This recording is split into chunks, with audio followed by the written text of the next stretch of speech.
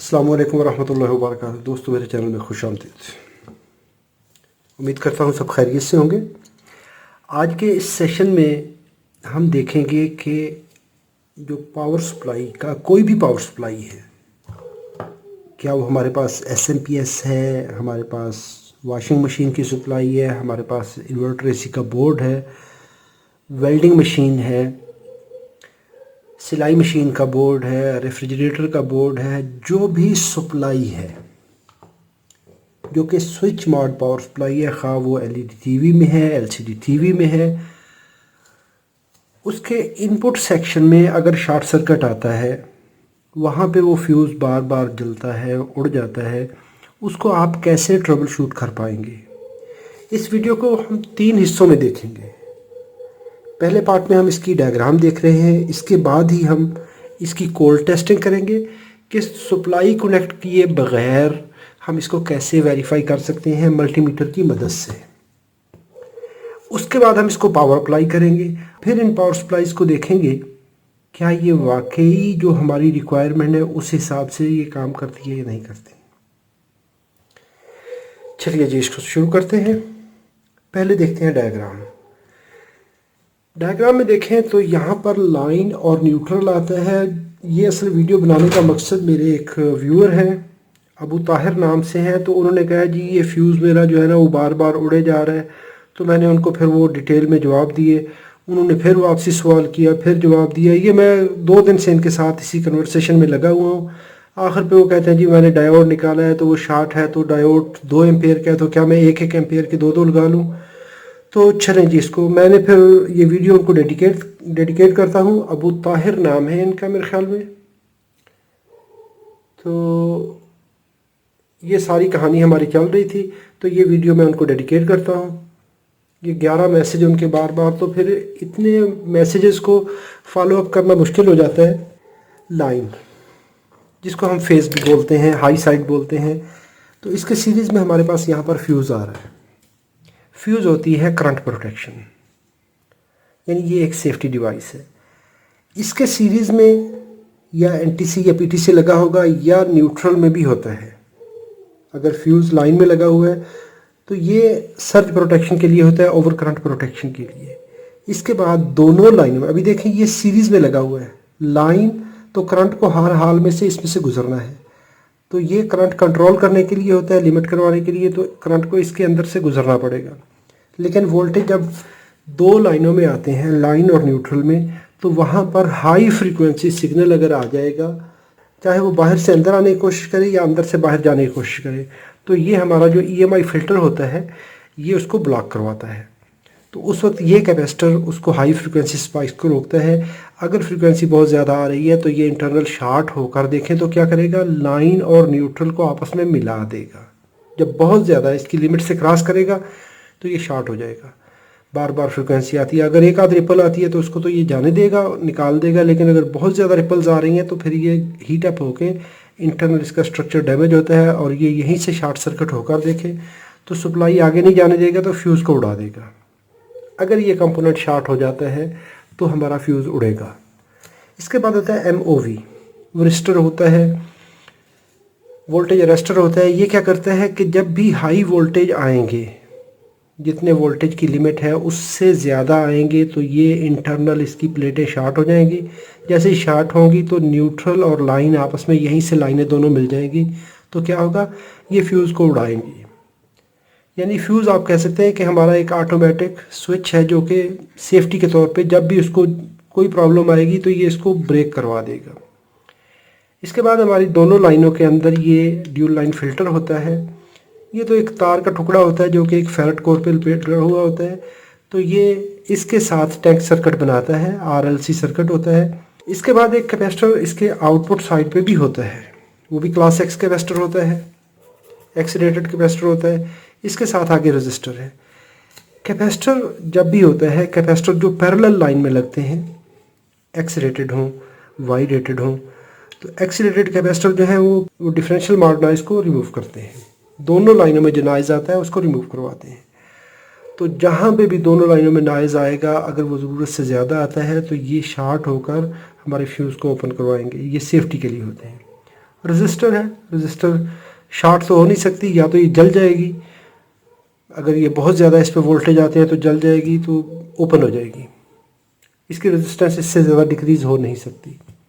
इसके बाद यहाँ पर दो कैपेसिटर आते हैं, ऐसे आते हैं जो कि लाइन से ग्राउंड की तरफ और न्यूट्रल से ग्राउंड की तरफ, तो इनको कहते हैं वाई रेटेड कैपेसिटर। ये वाले दो जो ब्लू कलर में है, तो ये हमारी अर्थ लाइन के साथ, ग्राउंड लाइन के साथ, चेसिस के साथ ये मिलते हैं।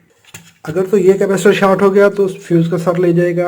अगर ये दोनों कैपेसिटर शॉर्ट हो जाएं तो लाइन और न्यूट्रल आपस में मिलते हैं, तो ये बहुत कम केसेस में होता है। अमूमन इसमें से कोई एक कैपेसिटर जला हुआ होता है।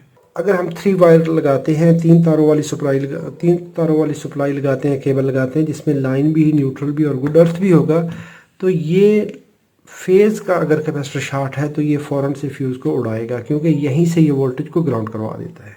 इसके बाद ये हमारा ब्रिज रेक्टिफायर आता है। ब्रिज रेक्टिफायर अगर शॉर्ट होगा, इसमें डायोड अमूमन इसमें 2 या 4 इकट्ठे शॉर्ट होते हैं, या 2 शॉर्ट होंगे या 4 शॉर्ट होंगे, बाज़ औक़ात एक भी शॉर्ट हो जाता है, तो जो भी प्रॉब्लम आएगी तो ये यहीं से शॉर्ट सर्किट करवा देंगे। जब ये शॉर्ट सर्किट करवाएंगे तो फ्यूज़ उड़ेगा। इसके बाद ये कैपेसिटर होता है, अक्सर औक़ात ये कैपेसिटर भी ब्लास्ट कर जाता है, इसकी प्लेटें शॉर्ट हो जाती हैं। अगर तो ये ओपन हो जाए तो कोई मसला नहीं, पावर सप्लाई फ्लक्चुएट करेगी। अगर ये शॉर्ट सर्किट हो जाए, इसकी प्लेटें अंदर से मेल्ट हो जाए, तो फिर ये इधर से ही, यहीं से ही शॉर्ट सर्किट प्रोवाइड करता है और फ्यूज़ उड़ाता है। इसके बाद इस कैपेसिटर के बगल में यहाँ पर कुछ पावर सप्लाइयों के अंदर प्रोटेक्शन के लिए एक और MOV लगा हुआ होता है, वरिस्टर लगा हुआ होता है, तो ये भी शॉर्ट सर्किट हो जाता है अगर ये वोल्टेज ज़्यादा आ जाए। 330 का है तो अगर 350 वोल्ट से ज़्यादा आएंगे, अगर 350 की प्रोटेक्शन लगी हुई है तो ये फ़ौरन से शॉर्ट हो जाएगा। शॉर्ट होने से ये हमारे फ्यूज़ को उड़ा देगा, तो प्रोटेक्शन जो है वो इनेबल हो जाएगी। अगर ये सारा सर्किट प्रॉपर वर्क कर रहा है, उस वक्त क्या होगा कि हमारी जो सप्लाई है वो ट्रांसफार्मर की प्राइमरी वाइंडिंग में आएगी, और प्राइमरी वाइंडिंग के सीरीज़ में कोई भी मॉसफेट लगी हुई है, तो ये मॉसफेट ये बहुत थोड़ी देर के लिए ऑन होती है। 1 सेकंड के, आप कह सकते हैं कि 1,00,000वें हिस्से के बराबर ऑन होती है, ऑफ होती है। 1 सेकंड के अगर आप 1,00,000 हिस्से कर दें, यानी 100 किलो हर्ट्ज़ जो होता है वो 1,00,000वां हिस्सा होता है, तो उतनी देर के लिए वो ऑन होगी, और उस 1,00,000 हिस्से में से भी उसका कुछ हिस्सा ऑन होगा, बाकी हिस्सा ऑफ रहेगा, तो वो उतनी देर की ऑन रहेगी। अगर ये परमानेंट ऑन हो जाए तो ये क्या करेगी, यहीं से सारी करंट को फ्लो करवा देगी। तो ये ट्रांसफार्मर की जो प्राइमरी वाइंडिंग होती है, इसकी रेजिस्टेंस जो है वो मिली ओम में होती है, माइक्रो ओम और मिली ओम में DC रेजिस्टेंस। तो जैसे ही आप इसमें से DC करंट गुजारेंगे तो ये शॉर्ट सर्किट करेगा, फ्यूज़ उड़ेगा। मॉसफेट शॉर्ट हुई, यानी इसने, या इसका अपना कंट्रोल नहीं रहा, यानी इसका मटेरियल फेल हुआ, ये शॉर्ट सर्किट हो गई। या जो हमारी SMPS कंट्रोलर IC है, अगर उसमें प्रॉब्लम आ गया और वो परमानेंट IC इसको हैंग अप कर रही है, परमानेंट इसको ऑन कर रही है, इसमें वो पल्सेस नहीं बनवा रही, तो मैग्नेटिक फील्ड जब बनवाते हैं तो उस वक्त इसको ऑन ऑफ करवाया जाता है। 1 सेकंड में, आप कह सकते हैं अगर 100 किलो हर्ट्ज़ है, 100 किलो हर्ट्ज़ है, तो 1 सेकंड में 1,00,000 बार वो ऑन होगी। यानी अगर 1 सेकंड में ये 100 किलो हर्ट्ज़ है, इस तरह के ये साइकिल बनता है, तो इसको 1 साइकिल कहते हैं। ये है on time VS of time. ये इस तरह के 1,00,000 सैंपल करेगी 1 सेकंड के अंदर, जो यहाँ पर IC लगी होती है।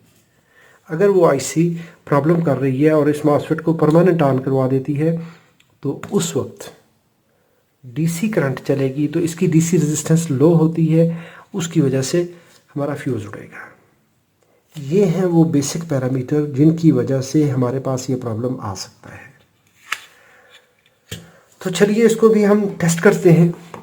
टेस्ट करने के लिए जो सबसे बेस्ट तरीका होता है कि आप क्या करिए, यहाँ पर इस कैपेसिटर को सबसे पहले चेक करेंगे। सप्लाई को टेस्ट करने से पहले इस पे DC वोल्टेज आप चेक कर लेंगे। DC वोल्टेज यहाँ पर इसको वेरीफाई कर लें। अगर इस पे कुछ वोल्टेज ज़्यादा है, अभी देखें 9 वोल्ट है, ये सप्लाई कब से ऑन पड़ी है और ये सप्लाई इस पे 9 वोल्ट खड़े हैं, तो इसको क्या कर लेंगे आप, अगर तो थोड़े वोल्ट हैं तो कैपेसिटर स्क्रू ड्राइवर से डिस्चार्ज कर लीजिए। अगर तो ये वोल्टेज थोड़े हैं तो स्क्रू ड्राइवर से या कोई भी ट्विज़र से इसको डिस्चार्ज कर लें। अगर ये वोल्टेज 40-50 वोल्ट से ज़्यादा है तो कभी भी इससे स्क्रू ड्राइवर से डिस्चार्ज नहीं करना। उस वक्त आप कोई भी लैंप लगाकर, कोई हीटर लगाकर, वो काविये के शू लगाकर, यहाँ पर अगर आपके पास कोई ऐसी चीज़ है तो इसको इस तरह से भी आप डिस्चार्ज कर सकते हैं। तो ऐसे डिस्चार्ज करेंगे तो काविये के थ्रू, इसके एलिमेंट के थ्रू ये वोल्टेज डिस्चार्ज हो जाएंगे। ये भी इसको वेरीफाई कर लें। तो ये होती है सेफ्टी। जब भी आपने सप्लाई टेस्ट करनी है तो क्या करेंगे, अभी इसकी कोल्ड टेस्ट करते हैं। रेजिस्टेंस मोड में इसको मल्टीमीटर को कर लीजिए, लाइन पे और न्यूट्रल पे लगा लें। तो ये आ रही है हमारे पास 686 किलो ओम। अगर ये 100 किलो ओम से ऊपर है और रेजिस्टेंस बढ़ रही है, बेफिक्र हो जाए, ये ठीक है। अगर वो 100 ओम, 50 ओम, 10 ओम, कोई भी यानी 100 की रेंज में आती है तो उस वक्त हमारी सप्लाई ठीक नहीं है, इसके अंदर कोई ना कोई दिक्कत है, कहीं ना कहीं प्रॉब्लम है। लाइन और न्यूट्रल में इन दोनों को रिवर्स कर लें। ये होती है इसकी इनपुट रेजिस्टेंस। इनपुट रेजिस्टेंस हमेशा हाई होनी चाहिए, ओपन नहीं होनी चाहिए। अच्छा, इसके बाद इसको न्यूट्रल से ग्राउंड की तरफ चेक कर लें। जो हमारी अर्थिंग केबल है, चेसिस है, उसमें चेक कर लें तो ये ओपन होनी चाहिए। लाइन से न्यूट्रल हमें रेजिस्टेंस आनी चाहिए लेकिन हाई होनी चाहिए। ये यहाँ पर इस तरह, लेकिन ग्राउंड और न्यूट्रल, ग्राउंड और लाइन के दरमियान ओपन होना चाहिए। उस वक्त आप ये दो कैपेसिटर चेक कर रहे होते हैं यहाँ पर। अभी जब हमने लाइन और न्यूट्रल पे चेक किया तो उस वक्त क्या हुआ कि हमारा पाथ इस सारी चीज़ों में से होता हुआ यहाँ से आया, तो हमें 600 किलो ओम रेजिस्टेंस आ गई, तो ठीक है। अगर ये रेजिस्टेंस नहीं पड़ता, मल्टीमीटर को कंटिन्यूटी पे करिए। पहला काम हमारा फ्यूज़ का होता है, ये फ्यूज़ को वेरीफाई कर लेंगे। अगर ये फ्यूज़ हमारा ओपन है तो इसको आप रिप्लेस करेंगे। जब भी आप टेस्ट करते हैं तो उसके लिए आप सीरीज़ लैंप इस्तेमाल कीजिए, वो सबसे बेस्ट होता है। अभी हम क्या करेंगे कि यहाँ पर मैं मल्टीमीटर कनेक्ट करता हूँ और मैं बारी बारी आपको बताता हूँ कि जी किस किस तरीके से कौन कौन सी चीज़ जो है हमारी प्रॉब्लम कर सकती है। यहाँ पर देखिए, जो मैंने बात की थी कि ये हमारे पास ये कैपेसिटर है। अगर ये कैपेसिटर यहाँ पर है और अगर ये शार्ट हो जाता है इंटरनली, तो मैं इसको प्रैक्टिकली यहाँ पर ये शॉर्ट सर्किट करता हूँ तो देखिए हमारा जो पाथ है वो यहीं से पूरा हो जाएगा। अगर मैं यहाँ पर सप्लाई अभी कनेक्ट करूँगा तो फ़ौरन से, अगर ये कैपेसिटर शार्ट है इंटरनली, अभी तो मैंने खुद से शार्ट किया है, अगर ये इंटरनली शार्ट है तो फ्यूज़ फ़ौरन से उड़ेगा, पहला काम। अगर इसके पैरेलल में यहाँ पर MOV लगा हुआ है, अरेस्टर लगा हुआ है, वरिस्टर कहते हैं उसको, वोल्टेज अरेस्टर है, अगर वो भी शार्ट हो गया किसी वजह से तो भी फ्यूज़ उड़ेगा। इसके बाद हमारी आती है ये बारी ड्यूल लाइन फ़िल्टर की। तो इसमें से करंट गुज़रती है, इसका कोई अमल दखल नहीं होता। अगर भी ये जल भी जाएगा, बाज़ औक़ात ये ओवर करंट की वजह से बाज़ औक़ात इसका धुआं निकल जाता है, तो फिर भी कोई बात नहीं, इसका ज़्यादा से ज़्यादा मैग्नेट नहीं बनाएगा, एनर्जी स्टोर नहीं करेगा। इसके बाद इसकी आउटपुट साइड पे देख लें तो ये हमारे पास ये जगह आ गई। इस जगह पे भी एक कैपेसिटर होता है इसकी आउटपुट साइड पे, वो भी क्लास X जिस तरह का ये है। बाज़ औक़ात ये यहाँ पर ब्लू कलर में है, किसी जगह पे येलो कलर में होगा, किसी जगह पे ऑरेंज कलर में होगा, किसी जगह पे ब्लैक कलर में होगा। जो भी होगा कैपेसिटर होगा। अगर वो कैपेसिटर शार्ट हो जाता है, ये वाला, तो समझ लें कि हमारा जो मामला है वो वहाँ पर ख़राब होगा। उस कैपेसिटर को आप रिमूव कर देंगे। इसके बाद अगर ये दोनों कैपेसिटर यहाँ पर ये शार्ट हो जाएं तो भी हमारा लाइन और न्यूट्रल पे ये फ्यूज़ उड़ाते हैं ये कैपेसिटर।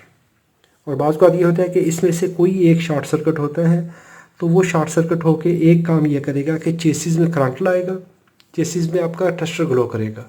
और दूसरा काम क्या होगा कि इसके शार्ट होने से अगर आप ग्राउंड वाली केबल कनेक्ट कर देते हैं गुड अर्थ, तो फ़ौरन से फ्यूज़ उड़ाएगा। सप्लाई इसके बगैर टेस्ट करेंगे तो ठीक होगी, लेकिन उसको चेसिस में लगाएंगे तो फ़ौरन से फ्यूज़ उड़ाएगी, ये चेसिस में करंट देगी। इसके बाद बारी आती है ब्रिज रेक्टिफायर की। अगर हमारा ब्रिज रेक्टिफायर शार्ट हो जाए यहाँ पर, तो हमें ये देखें डायोड ड्रॉप वोल्टेज मिल रहे हैं, 1.1 वोल्ट आ रहा है। अगर ये कैपेसिटर शार्ट हो जाए अगर हमारा ये कैपेसिटर शॉर्ट होगा, जब ये कैपेसिटर शॉर्ट होता है तो मोस्ट ऑफ द टाइम ये डायोड भी उड़े हुए होते हैं। अगर ये डायोड उड़े होंगे, इसमें 2 उड़ जाएं या चारों उड़ जाएं, या हमारा कैपेसिटर शॉर्ट हो जाए, तो हमें इस तरह करके 1 वोल्ट के करीब डायोड का ड्रॉप वोल्टेज मिलेगा। इसके बाद बारी आती है हमारी मॉसफेट की। तो अगर ये मॉसफेट शॉर्ट सर्किट होगा तो फिर भी हमें ये चीज़ मिलेगी। ये कैपेसिटर, ये मॉसफेट अगर ये शॉर्ट होते हैं तो हमारे पास ये वोल्टेज आएंगे, डायोड ड्रॉप वोल्टेज होते हैं, इसको कहते हैं डायोड की फॉरवर्ड बायस वोल्टेज होते हैं।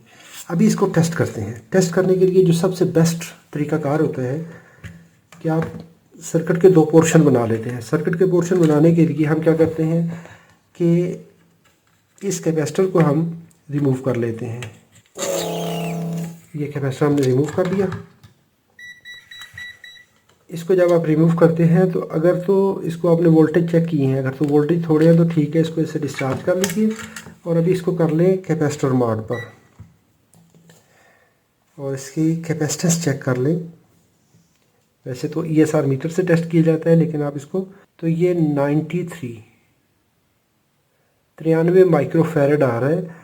तो ये हमारा कैपेसिटर है 100 माइक्रो का, तो 93 बता रहा है, तो इसका मतलब है कि ये एक्सेप्टेबल रेंज में है, क्योंकि इसमें टॉलरेंस भी होती है इन कैपेसिटर में, ये कम भी होते हैं ज़्यादा भी होते हैं। इसको साइड पे कर दें।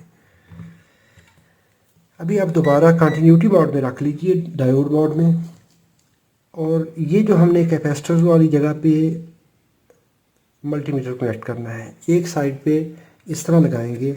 जो नेगेटिव टर्मिनल है कैपेसिटर का, जहाँ पे आपने कैपेसिटर उतारा है, नेगेटिव टर्मिनल पे आप क्या करेंगे, ब्लैक लीड लगाएंगे और रेड लीड पॉजिटिव पे लगाएंगे, तो इसको ओपन होना चाहिए। अभी इसको आप लीडों को रिवर्स कर दें। नेगेटिव टर्मिनल पर रेड लीड और पॉजिटिव टर्मिनल पर ब्लैक लीड, तो ये 0.531, ये एक डायोड के, जो इसका मॉसफेट के अंदर जो इसका रिकवरी डायोड होता है, उसके ड्रॉप वोल्टेज आपको बता रहा है। तो इसका मतलब है कि ये हमारा डायोड उस हालत में ठीक है जिस तरह इसको रिकवरी के लिए होना चाहिए। ये इसकी फॉरवर्ड कंडीशन है, दैट्स गुड। ये काम हो गया। अभी हमारी बारी आती है, आपने इस तरह से इसको टेस्ट कर लिया, हमारा ये सर्किट ठीक हो गया। अगर यहाँ पर हमें कंटिन्यूटी मिलती है, ये इस तरह एक साइड से फॉरवर्ड और एक साइड से ओपन नहीं मिलता, यहाँ पर मिलती है कंटिन्यूटी इस तरह से, तो इसका मतलब ये होगा कि कुछ ना कुछ रॉन्ग है। अगर ये इस तरह से कंटिन्यूटी मिलती है तो इसका मतलब है हमारी मॉसफेट शॉर्ट सर्किट है, या हमारा ये ब्रिज सर्किट शॉर्ट सर्किट है। ब्रिज रेक्टिफायर या इससे पीछे शॉर्ट सर्किट होगा तो कैसे पकड़ेंगे, इस तरह से रख लें। कैपेसिटर के नेगेटिव टर्मिनल पर भी आप लगा सकते हैं। अगर इस तरह लगाना चाहें तो ये कैपेसिटर का हमारा नेगेटिव टर्मिनल है और ये है हमारे इनपुट टर्मिनल। नेगेटिव टर्मिनल पर ब्लैक लीड लगाइए और यहाँ पर इनपुट टर्मिनल पर चेक कर लें, तो ये ओपन है। मैं अभी यहाँ पर डिमॉन्स्ट्रेट करता हूँ। ये है हमारे कैपेसिटर का नेगेटिव टर्मिनल। इस जगह पे आपने ब्लैक लीड लगाई। अभी देखें, ब्लैक लीड यहाँ पे लगाएंगे तो ये हमारे डायोड रिवर्स बायस हो रहे हैं, क्योंकि ब्लैक लीड आप एनोड पे लगा रहे हैं। यहाँ पर लगाएंगे तो ये ओपन सर्किट होगा, क्योंकि ये डायोड इसको पाथ नहीं देगा। इस पे लगाएंगे तो ओपन सर्किट। ये है हमारा नेगेटिव टर्मिनल जो कि यहाँ पर है, तो इसको आप इनपुट टर्मिनल पर चेक कर लें। इसी को आप पॉजिटिव टर्मिनल पर, कैपेसिटर का पॉजिटिव टर्मिनल ये है, इस पे लगा लीजिए। तो एक डायोड का ड्रॉप वोल्टेज दूसरे टर्मिनल पर लगा लीजिए, दूसरे डायोड का ड्रॉप वोल्टेज। यहाँ पर डायोड्स के कैथोड पे भी लगा सकते हैं, यहाँ पर जो पट्टी वाली साइड है यहाँ पर लगा लीजिए। अगर ये इस तरह से बताता है तो ठीक। अभी देखिए, मैं प्रैक्टिकली यहाँ पर बताता हूँ। ये ब्लैक लीड को आपने यहाँ पर रखा, पहले यहाँ पर रखा था, तो रेड लीड को यहाँ पर घुमाया आपने तो ये ओपन मिला। अभी इसको उठाएं और इस जगह पे कर दें, तो जैसे आप यहाँ पे लगाएंगे तो अभी देखिए होगा क्या। ये हमारा ब्लैक लीड है तो ये कैथोड पे है। अगर आप इस टर्मिनल पर लगाएंगे तो ये हमारा पूरे का पूरा पाथ कंप्लीट नज़र आ रहा है, ठीक हो गया। इस पे लगाएंगे तो ये डायोड चेक हो जाएगा। अभी मैं इसको प्रैक्टिकली यहाँ पर करके दिखाता हूँ। इस टर्मिनल पर लगाया, ये ओपन मिल रहा है आपको,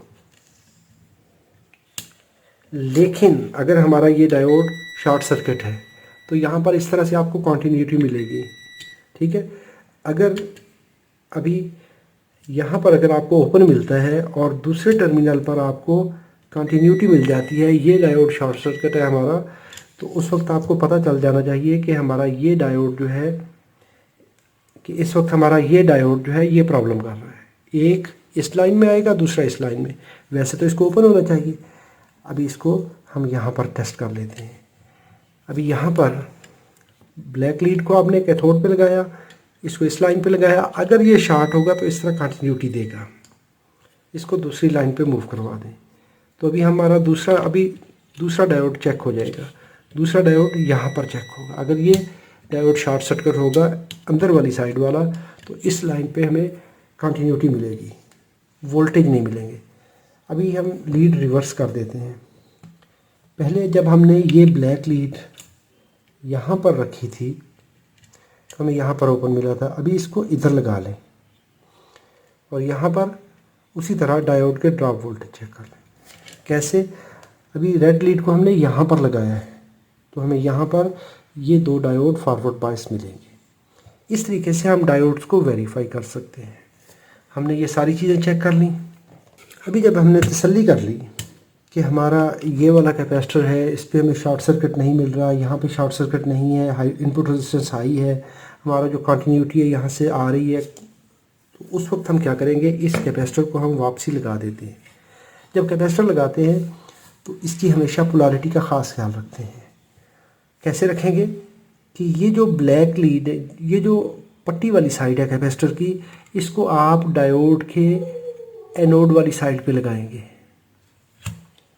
डायोड का पट्टी वाला एंड कैपेसिटर के पॉजिटिव टर्मिनल पर जाएगा। ये इसका नेगेटिव टर्मिनल है तो इसको हम लगाएंगे एनोड वाली साइड पे। ये नेगेटिव टर्मिनल हो गया। तो जो डायोड का पट्टी वाली साइड होती है वो होता है पॉजिटिव टर्मिनल, तो पट्टी वाली साइड कैपेसिटर के पॉजिटिव टर्मिनल पर जाएगी। अभी ये तो है हमारी सिंगल मॉसफेट वाली। अगर मॉसफेट शॉर्ट सर्किट होगा तो जैसे मैंने बताया है तो आपको यहाँ पर प्रॉब्लम मिलेगा। अभी एक इस तरह की भी होती है, ये तो है बिल्ट इन मॉसफेट वाली। अगर आपके पास कोई ऐसी आईसी है तो उसको आप कैसे चेक करेंगे। अभी ये मेरे पास सप्लाई है तो इसका इनपुट सर्किट शॉर्ट सर्किट है। यहाँ पर ये इसका लाइन और न्यूट्रल है, ये वाला एंड।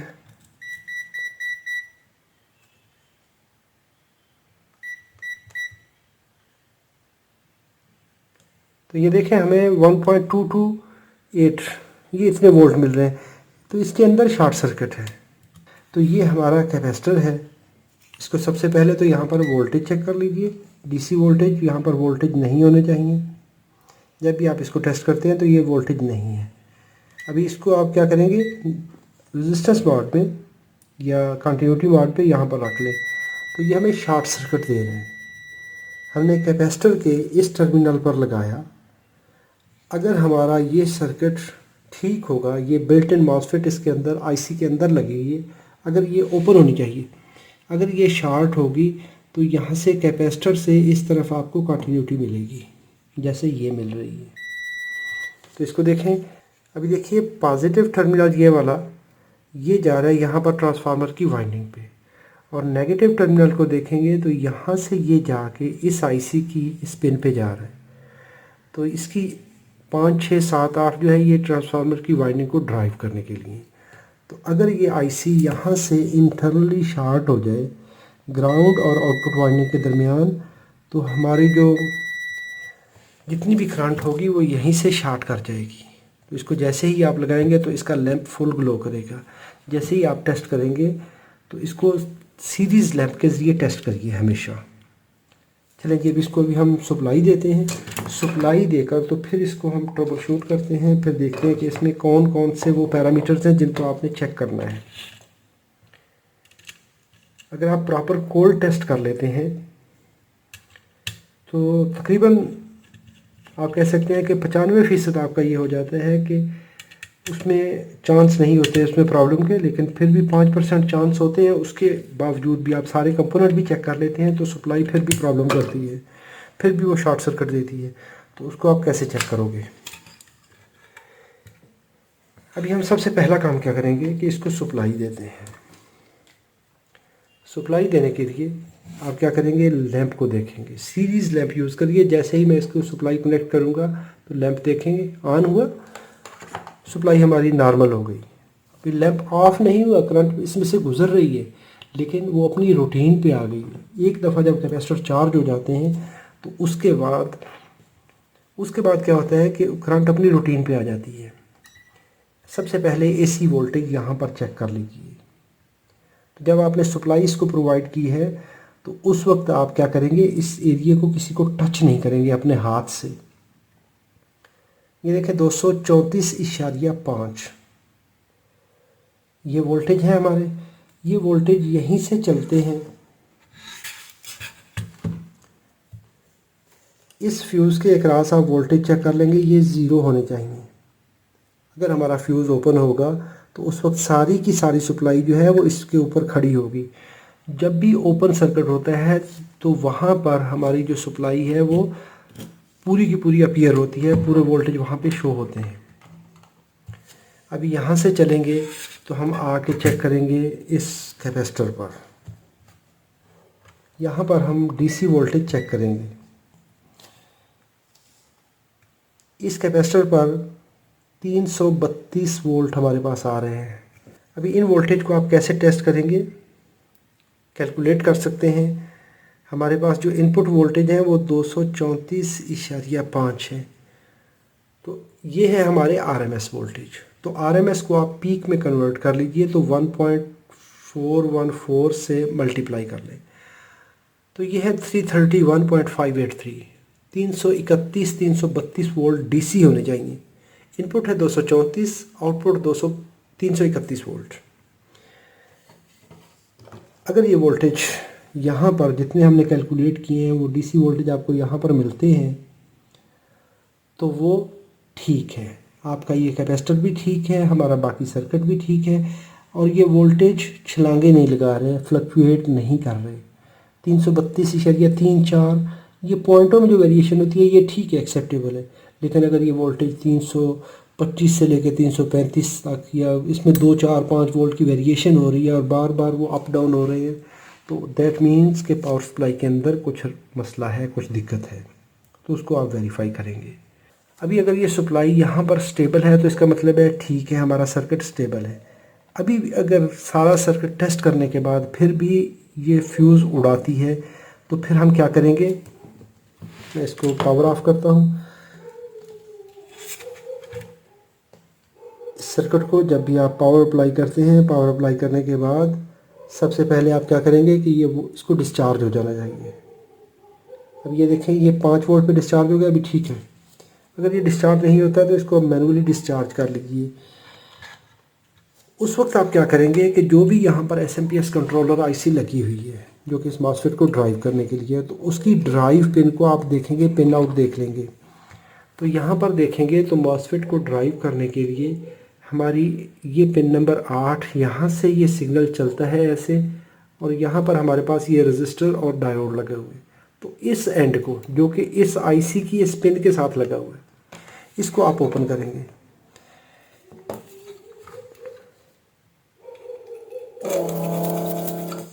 ये 2 कंपोनेंट को आप ओपन कर दीजिए।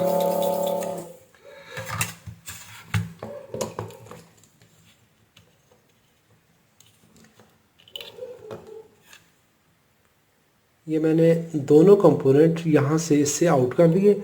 जब ये दोनों कंपोनेंट आउट हो गए हैं, पहले हमारी ये सप्लाई वर्क कर रही थी, अभी ये पावर ऑन होगी। ये देखें पावर ऑन हो चुकी है, लेकिन अभी आउटपुट नहीं होगी क्योंकि हमने जो मॉसफेट को ड्राइव जा रही थी उस ड्राइव को हमने डिसेबल कर दिया है।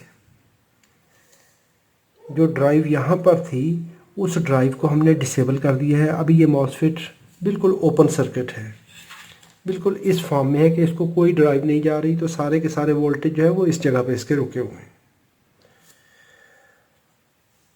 अगर इसके बावजूद आपने ड्राइव ओपन की है और फिर भी हमारी जो सप्लाई है वो प्रॉब्लम कर रही है, तो फिर आप मॉसफेट चेक करेंगे और ये जो एक रजिस्टर लगी होती है इसके गेट और ग्राउंड के दरमियान में यहाँ पर एक रेजिस्टेंस होती है जो कि गेट डिस्चार्जिंग के लिए होती है, इसको आप चेक करेंगे। अभी यहाँ पर आपने क्या किया है, एक रजिस्टर और एक इसके पैरेलल में ये डायोड होता है,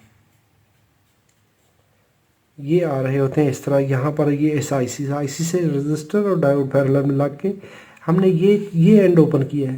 तो अगर इसके बावजूद अभी ये शॉर्ट सर्किट दे रहा है तो या फिर हमारा मॉसफेट शॉर्ट सर्किट है और या फिर हमारा ये रजिस्टर ओपन हो चुका है या इसका जॉइंट जो है वो ठीक नहीं है। इसको आप वेरीफाई करेंगे।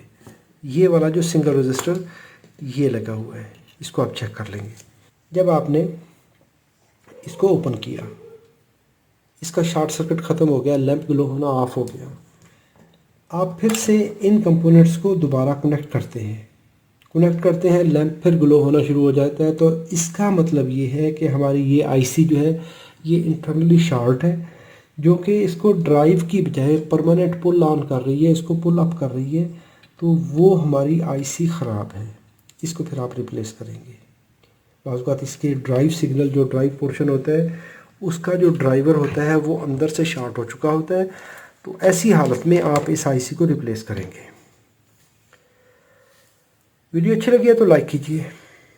आपका कोई सवाल हो तो कमेंट में लिखिए, मुझे आपकी राय का इंतज़ार रहेगा। अगर आपके एक्सपीरियंस में इसके अलावा कोई ऐसा तजर्बा है कि जिससे आप ये वेरीफाई कर सकते हैं, जिससे आप इन चीज़ों को टेस्ट कर सकते हैं, या कोई और रीज़न हो जिसकी वजह से फ्यूज़ हमारा ब्लो होता है, फ्यूज़ बर्न होता है, तो भी कमेंट में लिखिए, ताकि तजर्बा शेयर करने से बढ़ता है। हम जब अपनी राय एक दूसरे को देते हैं, अपना व्यू एक दूसरे के साथ शेयर करते हैं, तो उससे हमारा जो नॉलेज है वो एक दूसरे के साथ शेयर करने से बढ़ता है। तो अगर आपके पास कोई ऐसा एक्सपीरियंस है तो लाजमी लिखिए। अपना और अपने प्यारों का बहुत सारा ख्याल रखिए। अल्लाह रब्बुल इज़्ज़त आप सबको अपनी हिफाजत में रखे, सलामत रखे, अपनी दुआओं में याद रखेगा। अल्लाह हाफ़िज़। अस्सलामु अलैकुम व रहमतुल्लाहि व बरकातहू।